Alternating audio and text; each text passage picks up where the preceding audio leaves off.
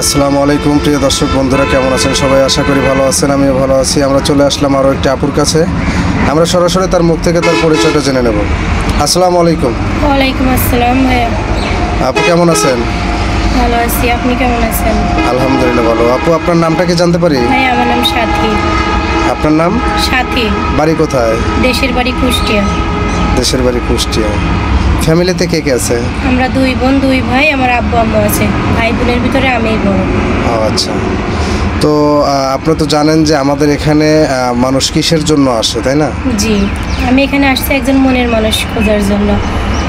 আমি শুনছি আমার বান্ধবীরা এখান থেকে এসে তাদের অনেক বিয়ে শাদী হয়েছে, ভালো আছে, এই জন্য আমার এক আপুর মাধ্যমে আপনাদের কাছে আসছি। আচ্ছা, আপনার বয়সটা কত হবে? ভাই আমার এই 23 শেষে 24-এ পড়ছে। 23 শেষ আর 24-এ পড়ছে। জি। আচ্ছা, আপনার কি আগে বিয়ে হয়েছিল? জি না ভাই, আমার বিয়ে ঠিক হয়েছিল, ওনারা যৌতুক চাইছিল, যার কারণে আমি সেখানে নিজেই বিয়ে বসিনি। আমি চাই না, আমি বিয়ে হয়নি, আমি এমনিতেই ভালো আছি। আমি চাই না আমার বিয়ে হয়ে আমার আব্বা আম্মু কিছু দিতে পারবে না, তার কারণে আমার সংসারে অশান্তি হোক। আমি এমন আছি, ভালো আছি। আমি চাই না কেউ বিয়ে করে আমার একাকিত্বভাবে ছেড়ে চলে যাক। ও আচ্ছা, বুঝতে পারছি। তো আপনার ফ্যামিলির অবস্থাটা কেমন? ভাইয়া মোটামুটি চলে। আব্বু মাঠে কৃষকের কাজ করে। ও আচ্ছা। আচ্ছা, কৃষকদের কাজ করে কয় টাকাই বা পাওয়া যায়? জি। তো আপনার বয়স তো 24। জি। তো এখানে আসছেন বিয়ে করার জন্য, ভালো একটা মানুষের আশায়।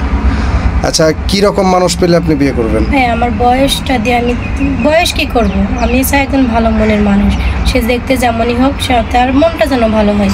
আমি এমন একটা মানুষ চাই, সে আমার বুঝবে, আমি তার বুঝবো। আচ্ছা আচ্ছা।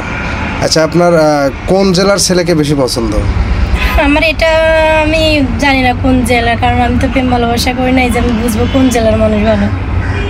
যে কোনো জেলার হলেই হবে, আমার সমস্যা নাই। ও আচ্ছা। আচ্ছা, আমাদের এখানে তো অনেক ভাইরা আছে যারা প্রবাসে থাকে, তাদের বউ চলে গেছে, মারা গেছে, একটা কিংবা দুইটা বাচ্চা কাচ্চা আছে। এরকম ভাই যদি আপনাকে পছন্দ করে বিয়ে করতে চায় তাহলে? ইনশাল্লাহ করবো। আর যদি আমার বিয়ে হয়, আমার একটা বাচ্চা থাকে, কেউ যদি আমাকে ছেড়ে দেয়, তাহলে এটা তোমার বুঝতে হবে না, আমার তাতে কোনো আপত্তি নাই। তার বাচ্চা আমি নিজের বাচ্চা মনে করে নিব। না, এইটা তো প্রথমে সবাই বলে, কিন্তু পরে যে এটা করবে এর কোনো গ্যারান্টি? সময় চেষ্টা করবো তাকে নিজের মায়ের মর্যাদা দেওয়ার। ও আচ্ছা আচ্ছা। আচ্ছা আপু, আপনি কি লেখাপড়া করছেন? আমি ক্লাস 9-এ উঠে লেখাপড়া করতে পারিনি। ক্লাস 9 উঠে লেখাপড়া করতে পারেন না? জি না। আরবি পড়তে পারেন? জি, কোরআন শরীফ পড়তে পারি। আপনি কি নামাজ কালাম পড়েন? জি ভাইয়া, নামাজ পড়ি। আসলে অনেকে চায় যে পর্দাশীল একটা মেয়ে যে 5 ওয়াক্ত নামাজ পড়বে, কোরআন শরীফ পড়বে, আল্লাহর পথে থাকবে, এরকম মেয়ে চায় সবাই। জি ভাইয়া, নামাজ পড়া হয়। আচ্ছা, এখন এখান থেকে যদি কোনো ভাই আপনাকে বিয়ে করে, আপনি কি মানে যেহেতু সে তো আপনার স্বামী হবে, জি, তো আপনি কি তার আপনার স্বামীর অবাধ্য চলবেন নাকি বাধ্যতা হয়ে চলবেন? না, সে যেটা বলবে তার কথা মতোই চলা লাগবে। আচ্ছা, যাই হোক, আমাদের এই ভিডিও তো দেশ প্রবাস থেকে সবাই দেখবে। এখন যদি কেউ আপনাকে পছন্দ করে যোগাযোগ করতে চায়, তাহলে তো আপনার সাথে কথা বলতে চাইবে। আপনার কি কোনো ফোন আছে? ভাই আমার ফোন ছিল, নষ্ট হয়ে গেছে, আমি আর ফোন কিনতে পারি নাই। এখন আমার সাথে যোগাযোগ করতে হলে আপনাদের দেওয়া নাম্বারে যোগাযোগ করবে, আমারে পাবে। ও আচ্ছা, আপনার কি একটা বাটন সেটও নাই? না, ফোন টাচ ফোনই ছিল, নষ্ট হয়ে যাওয়ার পর আমি আর ফোন কিনতে পারি নাই। ও আচ্ছা আচ্ছা। যাই হোক, প্রিয় দর্শক বন্ধুরা, আপনারা আপুটির কথাটা শুনলেন। শুনে যদি কারোর একটুও যদি দয়ামা হয়ে থাকে, যদি ভালো লেগে থাকে, তাহলে অবশ্যই আমাদের স্ক্রিনে দেওয়া নাম্বারটিতে যোগাযোগ করবেন। আমাদের স্ক্রিনে দেওয়া নাম্বারটিতে হোয়াটসঅ্যাপ ইমো পাবেন।